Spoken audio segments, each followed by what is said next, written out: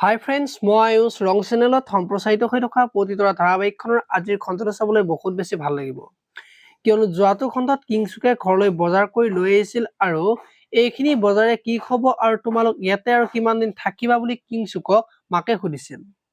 আৰু তেতিয়া কিংছুকে আৰু কিছুদিন আছো তাৰপিছত নিজে থকাৰ ব্যৱস্থা এটা কৰি ল'ম বুলি কোৱাত ঘৰখনৰ অৱস্থাটো দেখিছাই, গতিকে সোনকালে কিবা এটা কৰা বুলি মাকে কোৱাত দেখিবলৈ পাইছিল। আজিৰ খণ্ডটোত কিংছুকে প্ৰজ্ঞাৰ আগত মাকে যে সোনকালে ঘৰৰ পৰা যাবলৈ কৈছে সেই কথাটো প্ৰজ্ঞাক ক'ব আৰু তেতিয়া প্ৰজ্ঞাই মই যদি যাব লাগে তেতিয়াহ'লে ঘৰখনৰ বহুত মানুহ ওলাই যাব লাগিব আৰু বিভান আজি প্ৰিয়মৰ ওচৰলৈ যাব আৰু তেতিয়া প্ৰিয়মে আপুনি ইয়ালৈ কিয় আহিছে, আপুনি সাপ হৈ খুদিলে বেজ হৈ যাইলে, এইবাৰ আপুনি তেনেকুৱা কৰিব নোৱাৰে, আপোনাক মই ভালদৰে চিনি পালো বুলি কোৱা দেখিবলৈ পাব।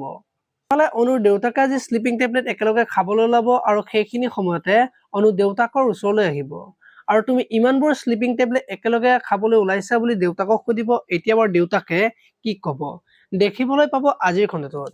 আপোনালোকে প্ৰতিতৰা ধাৰাবাহিকখন চাই কেনেকুৱা পায় কমেণ্ট কৰি জনাব আৰু যদি আপোনালোকে এতিয়ালৈকে চেনেলটো ছাবস্ক্ৰাইব কৰা নাই তেতিয়াহ'লে চেনেলটো ছাবস্ক্ৰাইব কৰি ভিডিঅ'টোত এটা লাইক কৰি দিব। ধন্যবাদ।